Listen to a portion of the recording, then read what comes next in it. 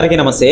ఇరుముడు movie వచ్చి premieres ద్వారా మళ్ళీ వచ్చి డే 1 కలెక్షన్ ఇప్పుడు ప్రస్తుతానికి ఎంత వచ్చింది ఏంటి అని చెప్పి క్లారిటీగా చెప్తాను. అడ్వాన్స్ బుకింగ్స్ ఓకేనా. సో ఎవరు మిస్ చేయొద్దు, ఛానల్ని సబ్స్క్రైబ్ చేసి బెల్ ఐకాన్ని ఆల్లో పెట్టుకోండి. యూఎస్ఏ అడ్వాన్స్ బుకింగ్స్ ప్రీమియర్స్ ద్వారా వచ్చిన మనీ ఏదైతే ఉంటుందో అది $1,29,077 అయితే వచ్చిందనమాట ఈ యొక్క మూవీకి. ఓకే, డే 1తో పోల్చొద్దు దాన్ని. సో అప్పుడు మన ఇండియన్ కరెన్సీలో చూసుకోండి 1,15,00,000 అనమాట. ఇది యూఎస్ఏ నుంచి వచ్చిన మనీ. సో అది ఓవర్సీస్ నుంచి వచ్చిన మనీ. ఇక చూసుకున్నట్లయితే మన ఇండియాలో చూసుకున్నట్లయితే ప్రీమియర్స్ ద్వారా వచ్చిన మనీ ఏదైతే ఉంటుందో 6,38,00,000. దాదాపు ఎక్కువ బజ్ మన ఏపీ టు తెలంగాణలోనే ఉంది, రెండు తెలుగు రాష్ట్రాల్లోనే ఉంది. ఎక్కువ కలెక్షన్ ఈ మూవీకి ఇక్కడే వచ్చింది. 6,38,00,000 దాదాపు ప్రీమియర్స్తో మొత్తం కలిపి ఒక 7 కోట్ల పైనే ఉంటుంది అనమాట. 7 కోట్ల చిల్లర ఉంటుంది. ఓకే, ఇక డే 1 చూసుకున్నట్లయితే ఇప్పుడు ప్రస్తుతానికి ఏపీ టు తెలంగాణలో చూసుకున్నా, తమిళనాడులో చూసుకున్నా, మిగతా రాష్ట్రాలు ఏవైతే ఉన్నాయో అవన్నీ చూసుకున్నా కానీ ఒక 3,50,00,000 అయితే సంపాదించింది అనమాట ఈ యొక్క మూవీ. ఇంకా గడవలేదు, డే 1 గడుస్తుంది. గడిచిన వెంటనే నేను చెప్పిన అమౌంట్ అనేది మారిపోయే అవకాశం ఉంది కంపల్సరీ, ఖచ్చితంగా. సో యూఎస్ఏలో ఈ యొక్క మూవీ 561 లొకేషన్లలో, సారీ అండి ఒక్క నిమిషం అండి, యూఎస్ఏలో ప్రీమియర్ ద్వారా అమ్ముడుపోయిన 9,85 టికెట్లు. సో లొకేషన్లలో 251 లొకేషన్లు. సో ఎన్ని థియేటర్లు, ఎన్ని షోలు, 561 షోలు ఈ యొక్క మూవీకి పడ్డాయన్నమాట యూఎస్ఏలో. సో ఇక్కడ చూసుకున్నట్లయితే ఎక్కువ మోతాదులోనే పడే ఉంటాయిలేండి, చెప్పాల్సినంత అవసరం లేదు. అన్ని థియేటర్లలోనే వేసేసారనమాట. నేను వెళ్ళిన థియేటర్లో అయితే హౌస్ ఫుల్. నాకు అసలు తల తిప్పేదానికి కూడా ఛాన్స్ లేదు. అసలు సినిమా చూస్తున్నారా లేకపోతే గోల చేసేదానికి వస్తున్నారా నాకు అర్థం కాదు అసలు. సో అది ఇక ఇండియన్ అడ్వాన్స్ బుకింగ్స్ ద్వారా వచ్చిన మనీ 6,38,00,000 అనమాట. యుఎస్ఏ ప్రీమియర్స్ ద్వారా వచ్చిన మనీ $1,29,077 అంటే $1,15,00,000 అనమాట. సో మొత్తం కలిపి 7,5 ఓకేనా, 7,05,00,000 అనమాట. ఇక ఈ డే 1 చూసుకున్నట్లయితే ఒక 3 కోట్ల పైన ఉంటుంది కాబట్టి గ్రాస్ పరంగా చూసుకున్నట్లయితే అటు ఇటు కలిపి ఒక 3,60,00,000 అయితే వస్తుంది ఈ యొక్క మూవీకి. ఇది కలెక్షన్. ఇప్పుడు ప్రస్తుతానికి నేను చెప్పిన అమౌంట్ అనేది మారిపోయే అవకాశం ఉంది నెక్స్ట్. సో ఇది ఇక చూసుకున్నట్లయితే మూవీ బజ్ అనేది మన ఏపీ టు తెలంగాణలోనే ఉంది, తమిళ్లో కూడా ఉందండి. ఎందుకంటే అటు సైడ్ చూసుకున్నా కానీ ఒక మలయాళం సినిమా చూసిన ఇదులైతే మనం చూస్తాం అనమాట ఈ యొక్క మూవీని. ఎందుకంటే నార్మల్గా ఒక మలయాళం సినిమా హర్రర్ కానీ లేకపోతే మిస్టరీ కానీ లేకపోతే క్రైమ్ కానీ ఏ మూవీ మ్యాక్సిమం నాకు తెలిసి క్రైమ్ స్టోరీలే తెస్తుంటారు వాళ్ళు. సేమ్ అదే జోనర్లో ఒక ఫ్యామిలీకి సంబంధించిన డ్రామాగా కాబట్టి ఈ యొక్క మూవీ అనేది క్రైమ్ థ్రిల్లర్ కాబట్టి సో కొంచెం మలయాళం సినిమా చూస్తున్న ఫీలింగ్ వస్తుంది మనం చూస్తున్నంతసేపు ఆ క్యారెక్టర్లను పరిచయం చేస్తూ వస్తుంటారు అనమాట. ఫస్ట్ హాఫ్లో మీరు చూసుకున్నట్లయితే ఇక కూతురికి తండ్రికి ఉన్న అనుబంధం ఆ యొక్క అనుబంధాన్ని బేస్ చేసుకొని సమాజంలో జరుగుతున్న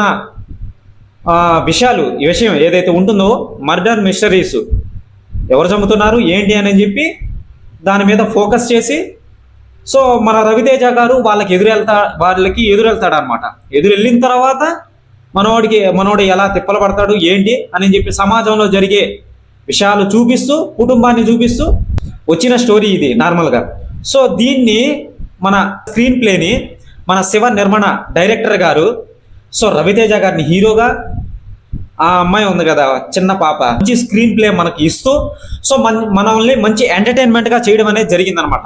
సో సాంగ్స్ పరంగా ఆ యొక్క లొకేషన్ మనకు ఎక్కడ చూసినా కానీ ఏ ఆర్టిఫిషియల్ అనేది కనిపించదు. ఎందుకంటే ఆ ఫ్యాంటసీ అనేది ఉండదన్నమాట. మనం ఒక మలయాళం మూవీ చూస్తున్నంత ఒరిజినల్ క్వాలిటీ అనేది ఉంటుందన్నమాట. నాకు తెలిసి పెద్ద హై కెమెరాస్ కూడా అవసరం లేదు. ఈ మూవీ బడ్జెట్ కూడా చాలా తక్కువగానే ఉంటుంది మ్యాక్సిమం నాకు తెలిసి.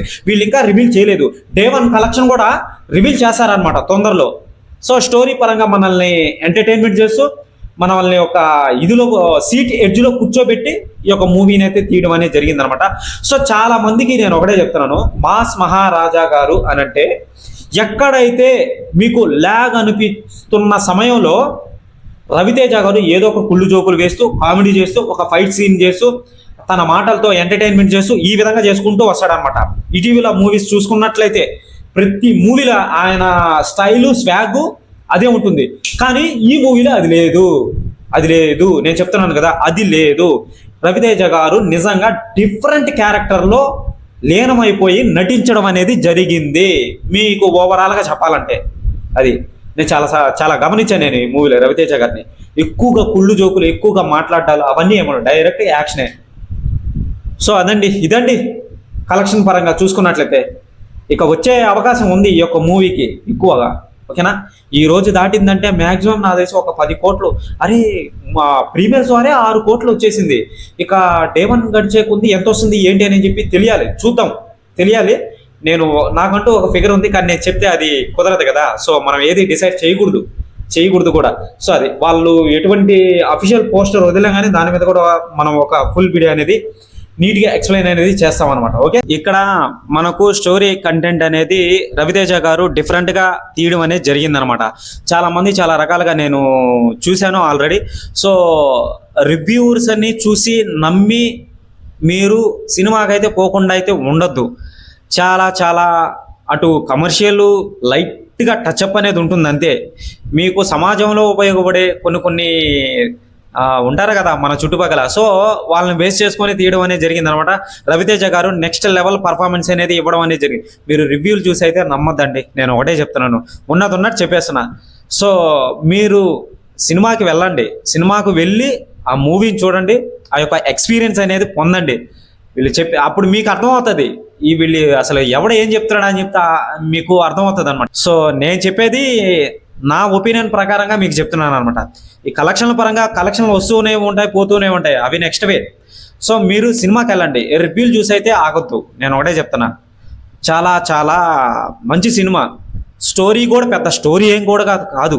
మీరు నెక్స్ట్ ఏం జరుగుతుందో ఎక్స్పెక్ట్ చేసి చెప్పవచ్చు. కానీ అక్కడ మనకు వాళ్ళు కష్టపడి చూపించారు కదా, అది దానికైనా సరే మనం మెప్పించాలి కదా. సో అదనమాట. అది అసలు ఆ విధంగా తీయాలన్నా కానీ సమాజానికి ఉపయోగపడి ఎవడో మారుతాడు కదా ఆ సినిమాని చూసి. సో అదనమాట. ఆ మూవీలో జరుగుతున్న దారుణాల్ని మన రవితేజ గారు ఆపుతారనమాట. సో ఆపే నేపథ్యంలోనే మనోడికి కొన్ని ఎదురుబాట్లు తగులుతాయన్నమాట.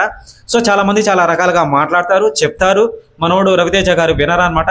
సో 41 రోజులు అయ్యప్ప దీక్షలో ఉంటూ వాళ్ళని ఎలా మట్టి కలిగించాడు, ఇది చేశాడు ఏంటి అని చెప్పి మనం మూవీలోనే చూస్తామన్నమాట. ఓకేనా. సో ఇదండి కలెక్షన్ అనేది. ఎవరైనా సరే ఛానల్కి కొత్తగా వచ్చినట్లయితే ఛానల్ని సబ్స్క్రైబ్ చేసి బెల్ ఐకాన్ని ఆన్లో పెట్టుకోండి. Okay, bye.